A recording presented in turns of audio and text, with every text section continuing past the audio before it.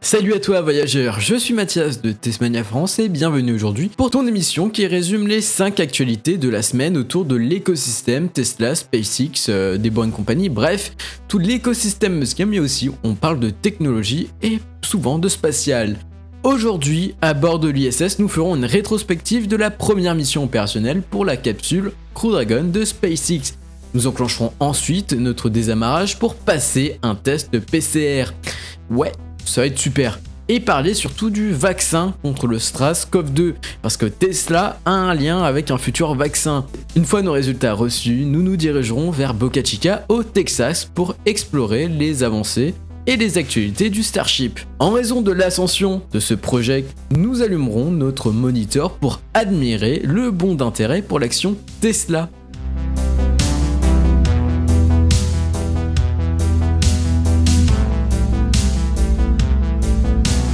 Lundi 16 novembre à 1h27, l'équipage Crew One composé de Shannon Glover, Michael Hopkins et Victor Glover de la NASA ainsi que de Soichi Noguchi de la JAXA a pris son envol à bord de la capsule Crew Dragon propulsée par une Falcon 9. Cette mission attribuée à l'entreprise aérospatiale de Musk avait un objectif, transférer les 4 astronautes sur l'ISS. Cette mission s'est très bien déroulée, même si lors de la pressurisation et la fermeture de la capsule, SpaceX a dû réitérer cette étape. En effet, lors de la première tentative de pressurisation, une fuite a été détectée. En fait, finalement, après inspection de l'équipe, quelques débris de peinture s'étaient logés entre la trappe et la capsule, ce qui a empêché en fait la fermeture à 100% de cette trappe. Bien évidemment, SpaceX a résolu ce problème et la capsule a été pressurisée. Pendant la mission, le booster B1061 est revenu sur la barge GRTI située en plein océan Atlantique. Pendant le voyage de la capsule, on a pu admirer un témoin 0G assez fun et même aussi surprenant. Alors pendant la mission de démonstration 1, on avait une peluche de la Terre qui était le témoin 0G. Pour la démonstration 2, on a eu une peluche dinosaure qui avait le rôle de témoin. Mais pour la mission Crew One, c'était l'enfant de la série des Mandalorian de Disney+, aussi surnommé Baby Yoda, qui était le témoin 0G. Et cette image a fait le tour des réseaux sociaux. La capsule surnommée Résilience par l'équipage s'est amarrée à l'ISS mardi matin. Cette manœuvre était à 100% automatisée. Mais le pilote de l'équipage pouvait bien sûr prendre la main dessus à tout moment en cas de problème. Alors cette possibilité d'autopilote est une fonctionnalité très appréciée de l'agence américaine. Et du coup les 4 astronautes ont pu rejoindre l'ISS, retrouvant les 3 astronautes qui étaient déjà sur place. Mais pour nous, il est l'heure de nous désamarrer de la station spatiale pour rejoindre Boca Chica.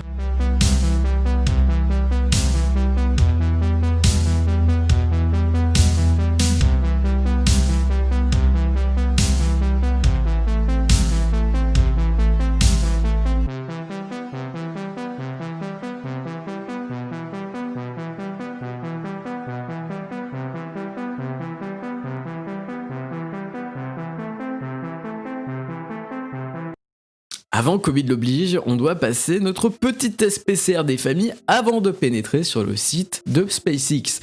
En parlant de Covid, Elon Musk a bien été positif à la Covid-19. Donc l'entrepreneur n'a pas pu assister à la mission Crew One depuis Cap Canaveral. Et pour résumer un petit peu la situation, Elon avait fait 4 tests antigéniques. Il y avait 2 positifs et 2 négatifs. Donc il a dû faire bien sûr des tests PCR qui ont apporté sur la table des résultats positifs. Donc Elon sur Twitter a déclaré qu'il allait bien, mais le plus dur pour lui c'était la fatigue. Donc le PDG de Tesla a aussi sur Twitter parlé des tests PCR et ainsi que de la situation actuelle autour de ce virus. Si ça vous intéresse, n'hésitez pas à aller le voir. Parmi Elon Musk, une nouvelle vient d'arriver, c'est l'Union Européenne qui vient de signer un nouveau contrat afin d'obtenir jusqu'à 405 millions de doses d'un vaccin contre le coronavirus provenant de l'entreprise CureVac située en Allemagne. Alors pourquoi parler de vaccin? Quel est le lien avec Tesla? L'entreprise automobile d'Elon Musk produit pour cette société des fabriques d'ARN. Donc en gros, ce vaccin est partiellement made in Tesla. Écoutez mesdames et messieurs, je viens de recevoir nos tests PCR et bien évidemment ils sont négatifs, donc nous pouvons entrer sur le site de SpaceX au Texas. À Boca Chica, là où SpaceX fabrique une flotte de Starship et de Super Heavy, l'activité ralentit autour des essais. Par ailleurs, on a enfin la raison de l'échec du récent essai sur le prototype SN8. Elon Musk nous explique que 2 secondes après l'allumage, des lames de béton se sont retrouvées dans la baie moteur et cela a sectionné un câble d'avionique et ce qui a provoqué un mauvais arrêt du Raptor. Cette projection est due bien sûr à la puissance des Raptors mais aussi à la fragilité actuelle de ce pad. Prochainement, il devrait être remplacé par le pad orbital qui progresse petit à petit. Cette explication est tout de même rassurante car cela nous confirme qu'aucun problème de conception n'est présent sur les moteurs, mais que cela vient tout simplement du pad et qui est pour l'instant un pad vraiment très low cost. Ainsi, SpaceX a retiré le Raptor SN32 pour le remplacer par le Raptor SN42. Sur le site de fabrication, l'entreprise continue la fabrication de nose-cone. Par exemple, ici, on admire le nose-cone de SN9 qui sera ensuite assemblé à une section renforcée. Dans le mid-bay, donc le hangar moyen, SN11 continue à être assemblé. Et il n'y a pas longtemps, le prototype a d'ailleurs reçu sa section avant. À quelques pas, SN15 fait enfin son apparition avec une section et un dôme avant qui seront bientôt assemblés.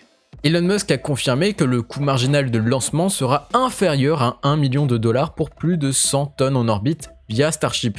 L'entrepreneur a aussi déclaré qu'une flotte de Starship est toujours prévue, il sera le vaisseau le plus présent dans le monde. En outre, SpaceX compte avoir une cadence de tir très importante dans les prochains mois et il est à noter que ce lanceur apporte un coût très faible, ce qui va attirer pas mal de clients.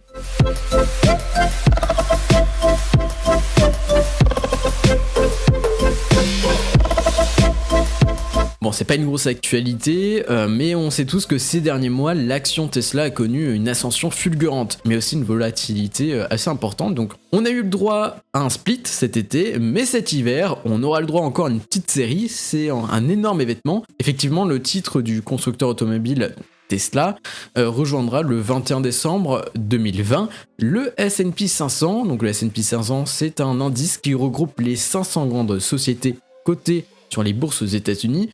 Pour vous donner un petit exemple, notre équivalent français est le CAC 40, ou chez nos voisins allemands, on a aussi le DAX. Cet événement peut bien sûr faire grimper le titre assez brutalement, mais ce qui est symbolique, c'est que maintenant Tesla est considéré comme une grande entreprise américaine, et ce petit événement apporte une certaine reconnaissance et un témoignage de sûreté pour l'entreprise. J'ai une petite actualité flash, vous savez, Tesla a sorti de la Tesla Tequila, donc vraiment la Tequila by Tesla. Alors, quelques petites choses arrivent, c'est que Elon Musk, l'entrepreneur, le CEO de Tesla, le PDG de l'entreprise, a annoncé que du stock arrivera. Alors, en parlant de Tesla Tequila, on a vu un petit easter egg.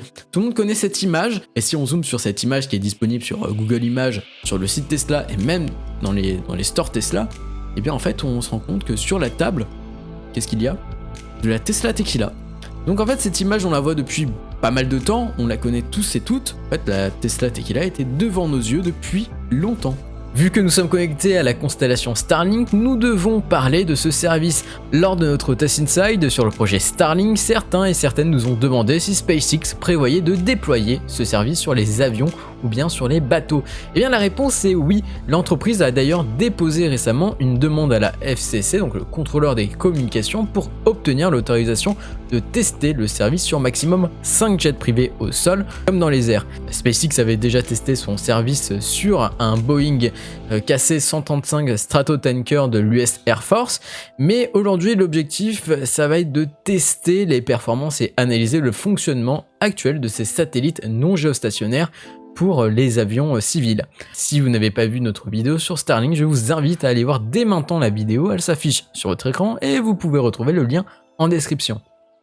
Voilà, c'est la fin de cette vidéo, merci de l'avoir suivi. Comme d'habitude, je t'invite à t'abonner à cette chaîne YouTube, à activer la cloche pour ne rien rater. Tu peux aussi nous rejoindre sur les réseaux sociaux pour trouver toutes les actualités autour de l'écosystème.